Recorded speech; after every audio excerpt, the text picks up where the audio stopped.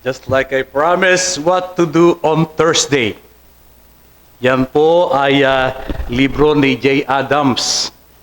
At nababasa niyo po naman yan. Ano? It's a layman guide to the practical use of the scripture. So yung pong Thursday, bakit Thursday? Bakit ganun yung title ng libro niya, What to do on Thursday? Kasi Thursday is the day na more likely we'll be on our own. Na wala tayo, na talagang tayo lang mag-isa. At pag tayo mag-isa na lang, pag dumating yung problema, what do you do? How do you respond? At ang isang kadalasan na sinasabi nga na problema natin na mga mananampalataya, we don't know how to use the Bible in a practical way. Me included. Hindi po ba kadalasan na nahuhuli natin yung ating sarili na when we make decision, we're not really going back to the Bible. We really are making our practical decision based on sa mga in a way, kasi ano pa rin naman, hindi naman talagang hindi biblical yung ating yung ating pagdedesisyon, pero hindi talaga tayo yung parang bumabalik sa Biblia at tinitingnan natin yung paano ba natin ito yung sitwasyon ko ba? Ano ba ang sinasabi ng Biblia dito? How do we go to the Bible to find help on Thursday when we are all alone? Yung problema, dadali natin, ikukumpara natin from life to law, from problem to passage. At yung kahit na bumalik tayo sa Biblia, meron pa rin tayong dapat alalahanin kasi pwede nating basahin yung mensahe ayon sa ating preference, hindi ba? Kaya yung context napakahalaga. Kahit na bumalik tayo sa Biblia, kasi alam naman natin yan sa prosperity gospel, di ba? They're using the Bible, but they're using it sa ibang paraan, di ba? Very subtle yon. At do you agree with this statement? We all need to learn or be taught the practical use of the scriptures. Di ba? Lahat siguro tayo, including me in the front. At I'll be the first one to say, hindi po ako, hindi po ako nagtuturo nito dahil ako'y eksperto. No. Ako ay isa sa kapareho niya lang ako na natututo pa rin kung paano gagamitin ang salita ng Panginoon. Diba? Sabi na, alam naman natin ang 1 Timothy 3:16, diba? All scripture is breathed out by God and profitable for teaching, for reproof, for correction, and for training in righteousness. So, ibig sabihin yan, yung salita ng Panginoon ay for everyday use. Hindi ba? Ito ay magagamit natin sa pang-araw-araw. Kaya nga palagi nating na-hammer dyan. Nagbabasa ka ba ng Bible? Nakikinig ka ba ng salita ng Panginoon? Hindi ba? Pero it's one thing to learn or to hear, pero yung practical application ang isang mahirap gawin. Kasi hindi naman natin memorize lahat ng Bible Hindi ba?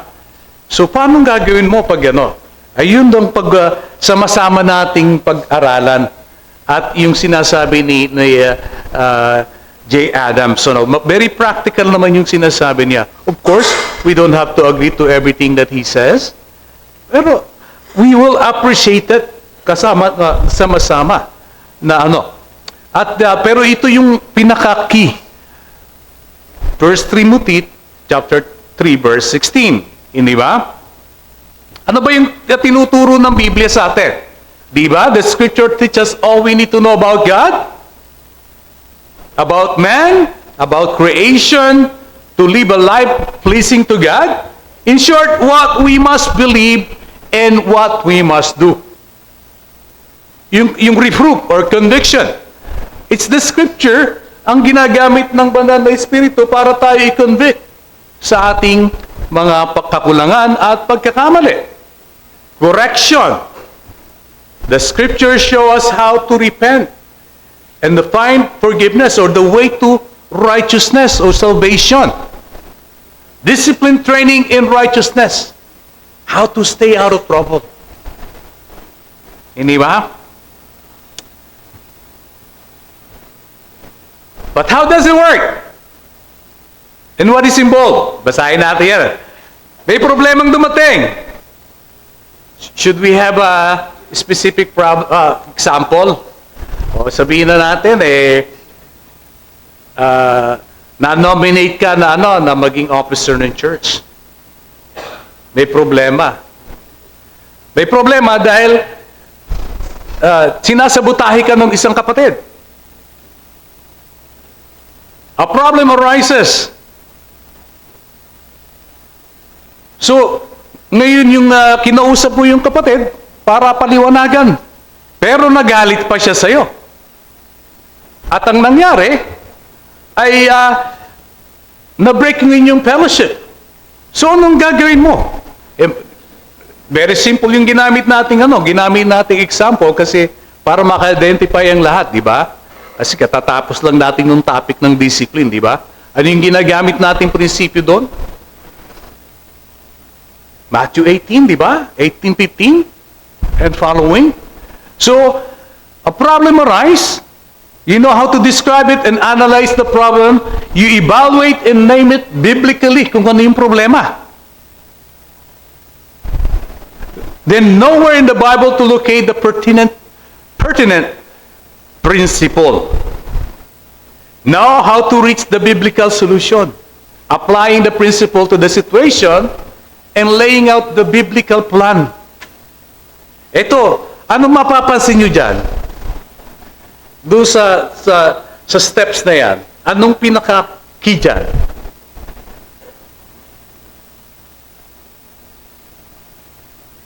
Know your Bible. Di ba? It's all about knowing our Bible.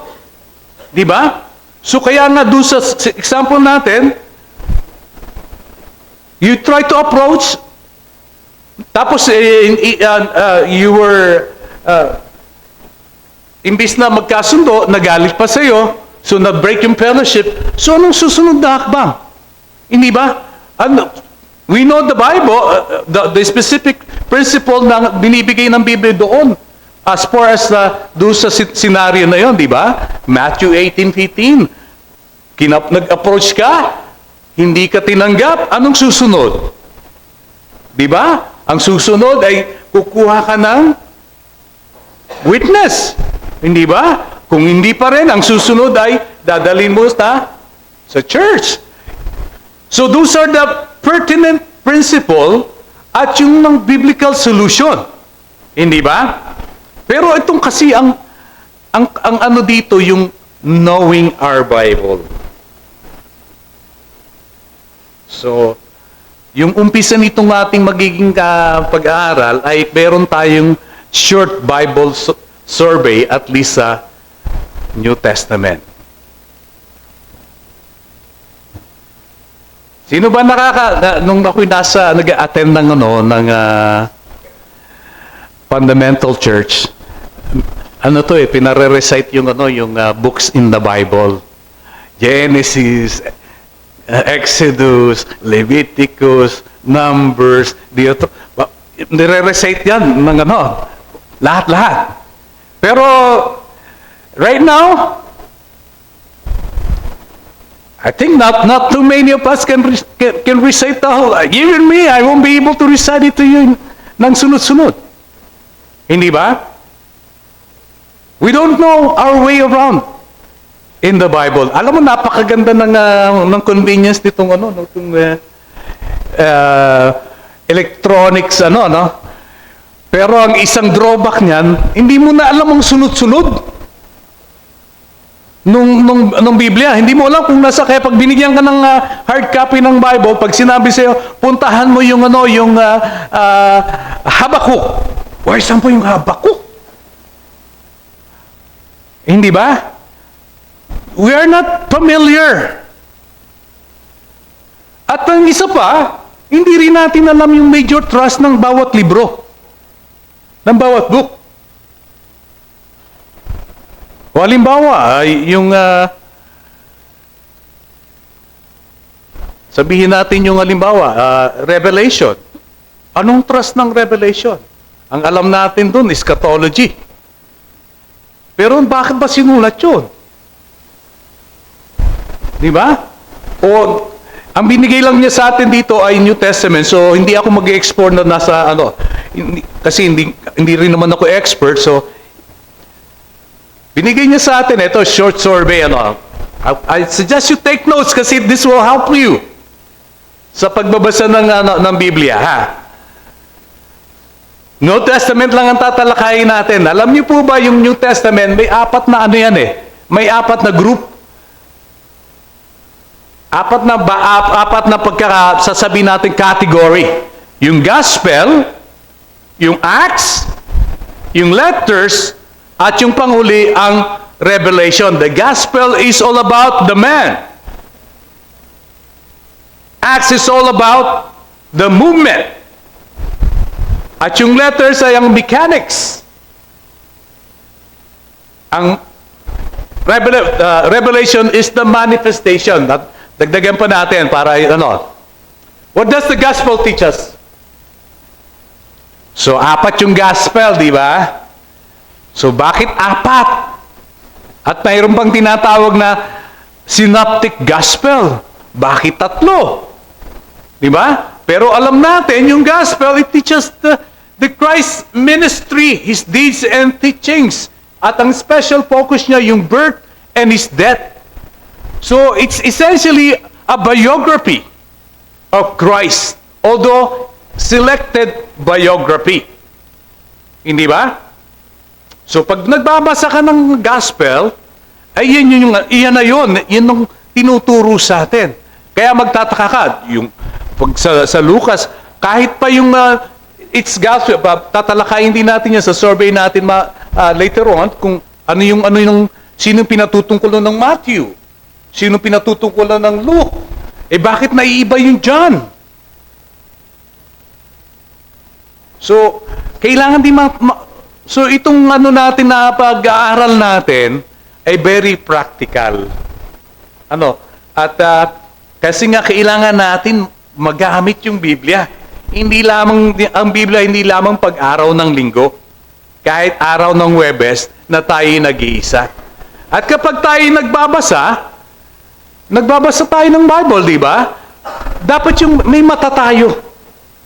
May mata yung sa pagbabasa natin, binabasa natin, hindi lamang yung istorya, binabasa natin yung prinsipyo na tinuturo para may apply natin sa buhay natin. Book of Acts, tinuturo sa atin to ni Brother Joe sa kanyang series. At ito pala yun. It describes the origin and growth of the church. From Jerusalem throughout the Gentile world to Rome. Yun pala yun. Kaya nandun yung Acts. Yung letters, so the epistles. Diba? Yan ay sinulat sa mga churches at sa mga leaders to address questions and problems that arise and to encourage them, to teach them what to believe and how to live for Christ.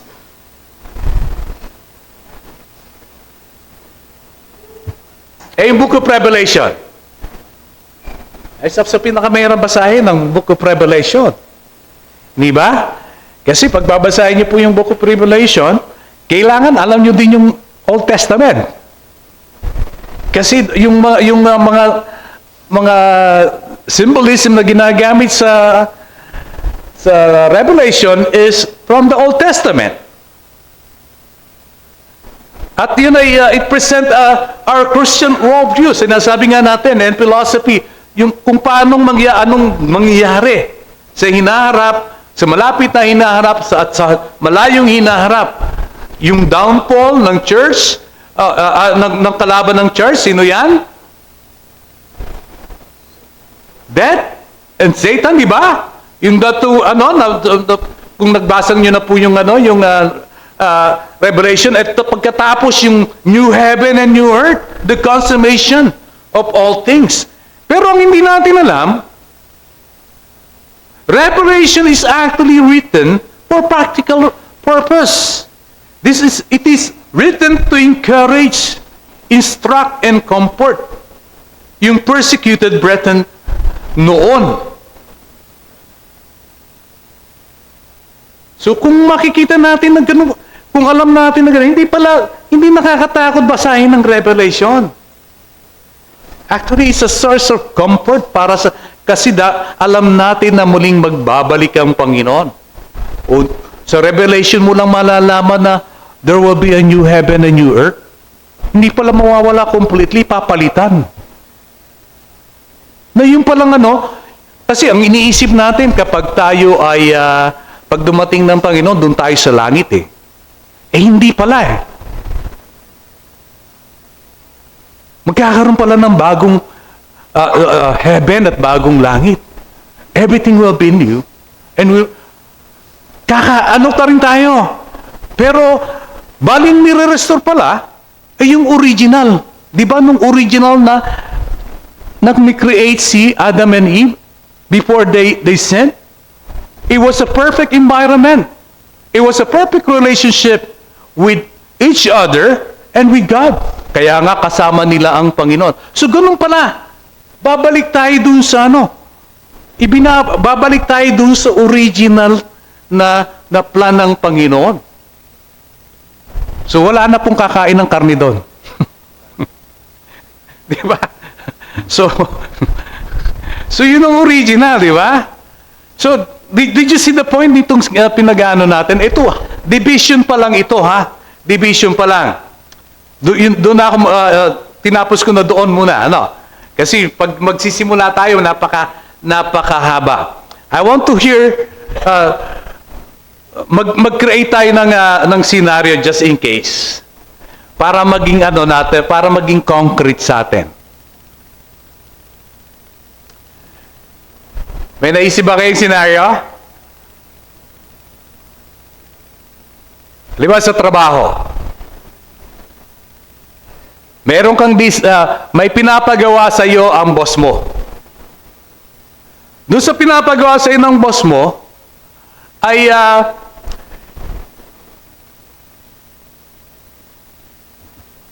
sabihin natin nasa advertising ka, i-advertise mo yung produkto.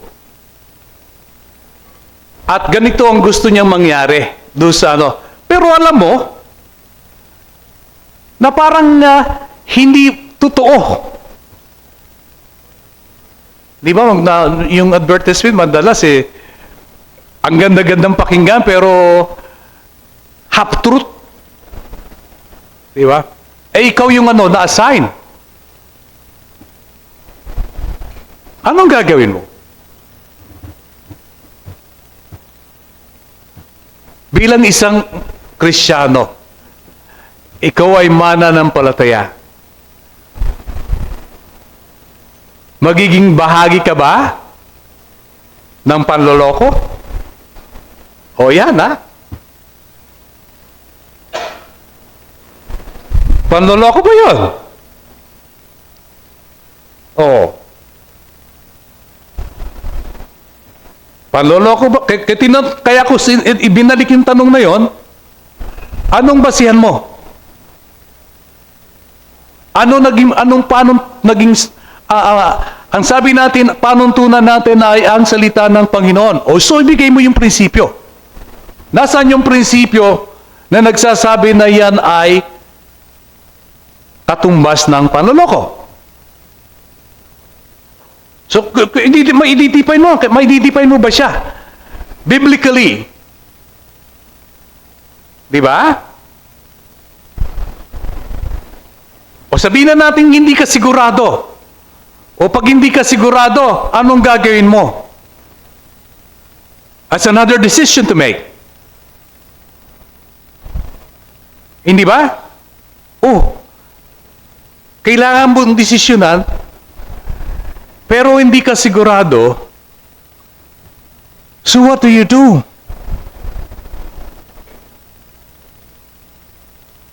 Anong sabi ng Biblia? Anything that doesn't come from faith is sin. So hindi ka sigurado, anong gagawin mo? Wala. Hintay ka. Holding pattern. Holding principle. Na matututunan din natin yon. May mga pagkakataon ka talagang kailangan maghintay. Because you need more information. Hindi ba? O doon sa sinabi ko,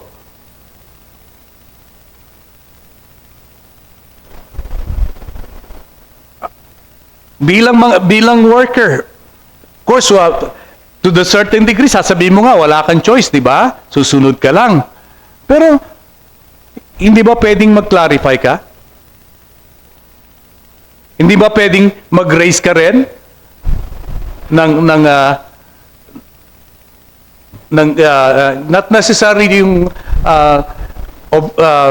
for the lack of the better word, objection, erase mo yung pwede maging problema because may legal ano yun, di ba? There should be truth in advertising. So, kung manipulate mo siya, half-truth siya, you can be legally responsible. So, you can raise that, di ba? Pero ano yung prinsipyo? Ano yung prinsipyo natin gagamitin sa salita ng Panginoon? Lahat tayo nagbabasa ng Bible. But not too many of us are good in applying the principle. Have you caught yourself making decision based on kung ano yung kalakaran ng mundo? Hindi pa pwede yan kasi ganitong ginagawa namin sa opisina, ganyan eh. Hindi ang point of reference natin yung practice natin sa ating mga trabaho. Which is not bad in itself. Pero and it might be biblically sound. Pero ang doon hindi natin alam kung biblically sound. What if it is not? But it's only a good practice. Are you with me? So exciting ba itong na to? Itong, kaya okay nga, absent ha. Kasi pag na-miss nyo yung iba, hindi maganda. Hindi ba? So, ang susunod nito ay yung aabot tayo doon sa isa-isang bawat aklat, pupuntahan natin sa New Testament, titingnan natin yung trust. So, ibibigay ko na sa inyo yung hindi ko, ayoko itong apurahin. Ito ay, we will take it slow. So, magkakaroon tayo ng parang brief New Testament survey para malaman natin yung katulad sabi ko, bakit tatlo yung gospel, yung synoptic. Ano ba yung synoptic? Katulad nun, synoptic, ibig sabihin, same perspective, pero tatlo. Bakit tatlo? Even that there's a reason. Kasi 2 or 3 witnesses to establish a fact. Kaya tatlo din yung synoptics. So bakit na iba yung John? Ano naman yung kanyang binibigyang diin? Saka bakit ganun yung synoptic, sabi natin, same perspective, pero may pagkakaiba-iba. Kasi may iba-iba ding binibigyan ng iba-iba yung audience, katulad ng Matthew. Ang Matthew, ang audience niya ay the Jews, the Hebrew people. Ang Luke ay Gentiles.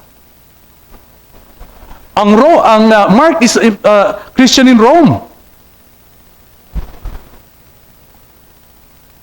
Yung John is general, pero ang kanyang emphasis ay yung deity ng ating Panginoon. So magandang matutunan yan. Kasi when you read on your own, yun ang overall big picture. Parang kapag nagtaaral tayo ng Genesis, may tinatala tayong portion, pero palagi kong pinapaalala sa inyo, yung meta-narrative, the story behind the story, na sinasabi natin na nag-i-encompass kung ano man ang nangyayari. Hindi ba? Any comment?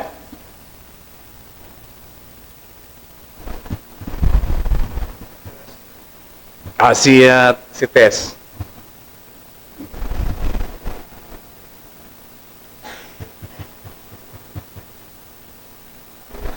O gusto nyo mag-raise up ng isang issue na pwede nating gawing parang test case as we study. Diba? Pwede nating gawin yon. Okay na po to. Then we learn together. Ay, magandang umaga po, Pastor. Ay, brother. Ako po excited sa lesson natin starting today. And I'm glad na hindi ako late. Kasi kung nakikinig lang ako along the way sa Zoom, iba po eh. Yun. I-share ko lang po yung bagong Kristiyano. Ako noon, nag-work ako. Tinanggihan ko talaga yung pag-work ng Sunday. Sabi ng boss ko, kasi nga sinabi ko na nasa fourth commandment na remember the Sabbath day to keep it holy. Sabi niya, kahit na tatanggalin ka sa trabaho, hindi ka pa rin mag-work, parang ang bilis kong magsabi ng opo. Ayun. So, direct po yun na sa Ten Commandments. Thank you po sa lesson. Excited na talaga. Oh, di ba? So katulad no, di ba, you make us, meron kang stand. Na gano'n, halimbawa, nagpipray ka ng trabaho. Sa atin ganyan pero so you pray to the Lord. You ask for work. Binigyan ka ng trabaho tapos hindi mo gusto.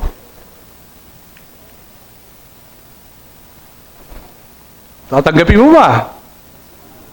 You prayed. Maraming ganyan. You prayed and then you won't accept. You will not do you will not do the step of faith nung tinugong ka ng Panginoon. Hindi ba? Kasi meron tayo, we sometimes operate purely in our preference. Without even considering yung prinsipyo na tinuturo sa atin ng Panginoon. That was one of my first struggle. Yung trabaho. I graduated in 1984. I graduated as an electrical engineer. I passed the board sa unang kuha ko. But during that time, ang trabaho, ang Pilipinas ay bagsak na bagsak. Para doon sa mga kabataan, 1983 nang assassinate si Ninoy Aquino. Ang buong Manila palaging rally. Ang buong Pilipinas basket case talaga ng noon. Wala talagang trabaho. But I was praying.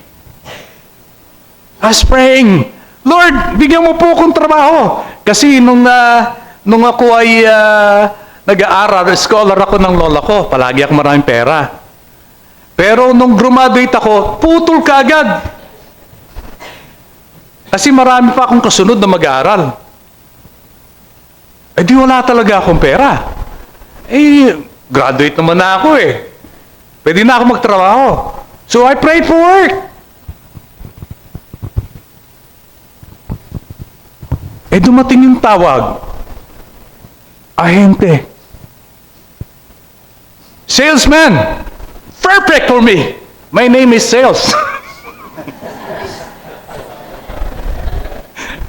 ay talagang hirap Tapos alam mo yung kanyang training, it was so talagang very humbling. Yung training niya. You're selling pots and pans. Anong gagawin ko? Kung ikaw nasa tayo ko, anong gagawin mo?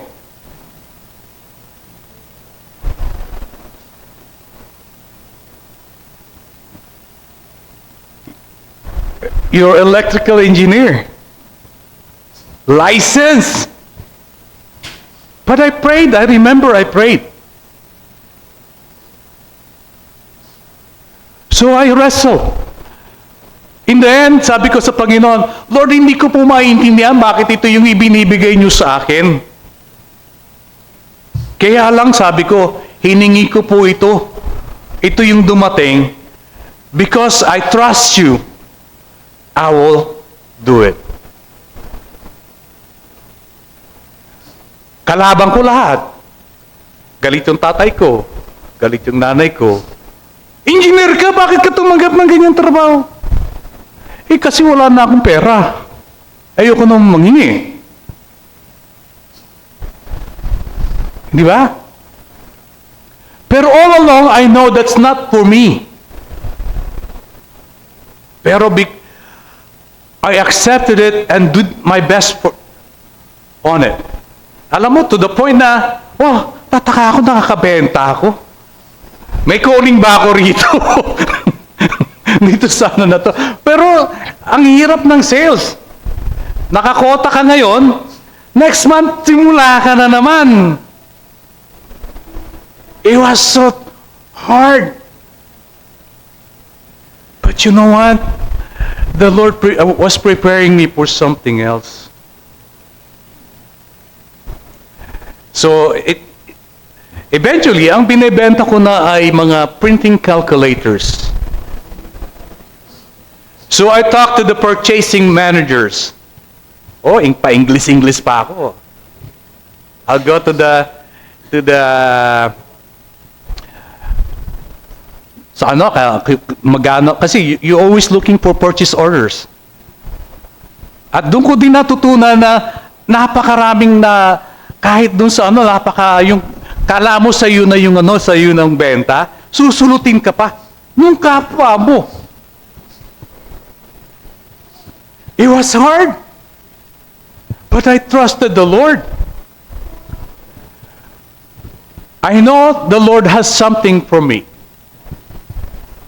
So kahit pagod ako, pag uuwi ako sa bahay, I will pull out my books, my engineering books. I will continue on reviewing. I know the Lord, I believe that. The Lord has something for me. And when He opened the opportunity, I need to be ready. Every time na umuwi ako ng bahay, pinapagalitan ako. Kasi nga naman, bakit naman pumasok ka na? Pero sa akin kasi, I believe the Lord. So, pumunta ako ng purchasing manager. Isa sa area ko ay yung PLDT sa Makati, sa Paseo de Rojas. So, pagkatapos ng purchasing manager, pupunta ako doon sa personal manager. Nag-a-apply ako ng trabaho. I always have my resume.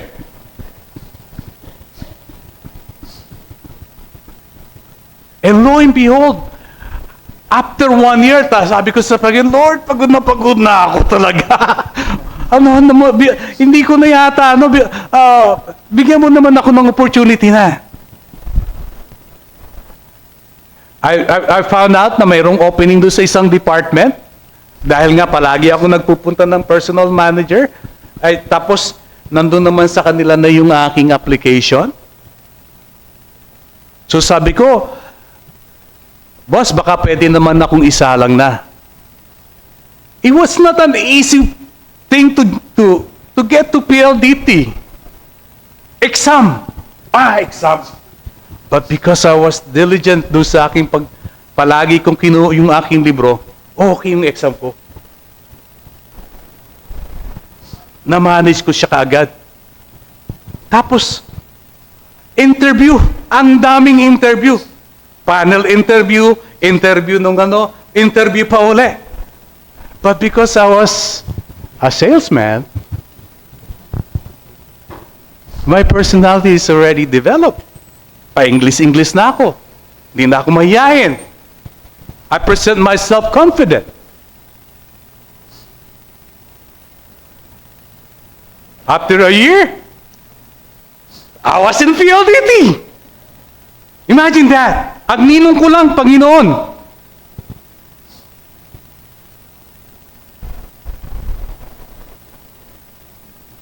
But even when I was in PLDT, I still believe that there is still something else for me that I don't know. I was given a reprieve.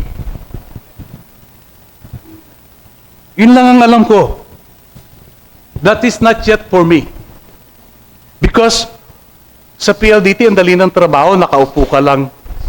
Tapos naiinip ako. Ay, ang prayer ko sa Panginoon, Lord, give me something that I can use my hand and my brain. Eh, PLDT, nasa opisina ka. We just analyze yung traffic.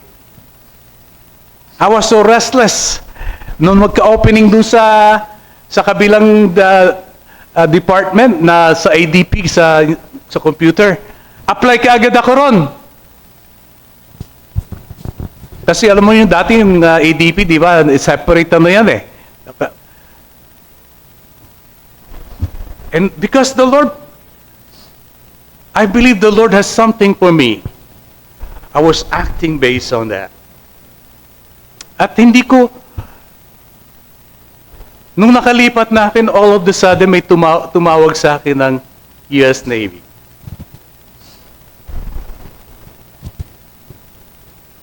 I don't know that.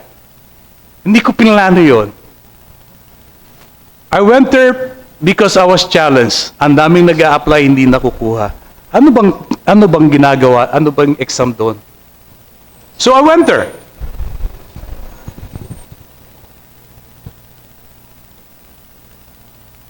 Dahil nakalipat ako ng department, may 2 days off ako every week. Not necessarily weekend. But because of that, I was able to go to Subic without them knowing. Because nakikipagpalit lang ako ng day off. Punta ako ng Subic, exam ako. Again, the diligence that I did when I was still selling, na nagbabasa ako at nag-aaral, helps me a lot. Madali sa akin yung exam. Sabi ko, every na tinatawag ko sino kasi, ang dami, thousands. Tatawagin yung pumasa. Tapos pag hindi ka pumasa, uwi ka na. Palagi ako natatawag. Tapos yung pinaka-final, interview. Interview again. Again. Because the Lord prepared me, because I obeyed. During the interview, walang ano sa akin. I don't have any inhibition. I spoke my mind. And next time I know, I was heading to America. 30 years after I'm here. Just imagine that. A short little man, I was skinny. 100 pounds when I went there. This time, ayaw akong payagan ng tatay ko, saka ng nanay ko, kasi nasa PLDT na raw ako. Ang ganda na raw ng trabaho ko. Bakit pa ako magsasapalaran? Again, I was praying, and the Lord answered. Prinsipyo ng salita ng Panginoon.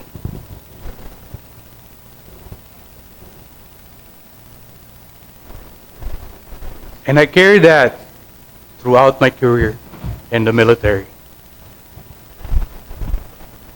Always looking to do the best for the Lord.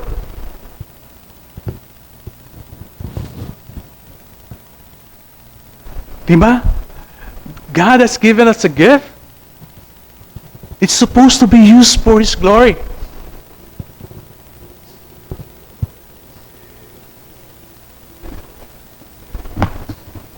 Hindi ako wala naman ako doon the fact that I graduated engineering, I would say I consider myself as average.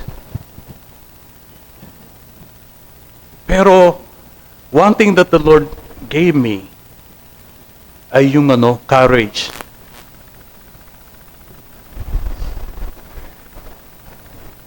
and a desire to always excel in everything I do for His glory. Kailangan natin yon. Kailangan natin ng salita ng Panginoon.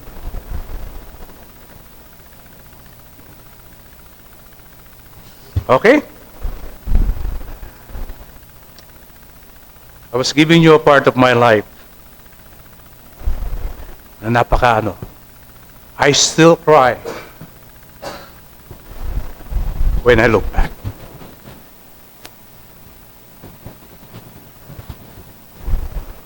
But that critical decision of accepting that job, selling job, because I was obedient to the Lord, was the key.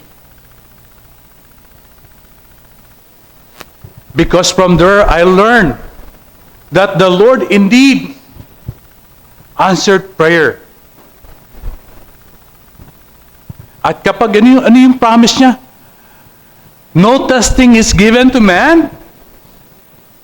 That is not common. But if you cannot handle, He will provide a way to overcome. It's true in my experience. Yun ang mga prinsipyo na dapat nating tatandaan. Because all of us are dealing with different problems in our life. Let us close in prayer. Lord, as always, thankful po kami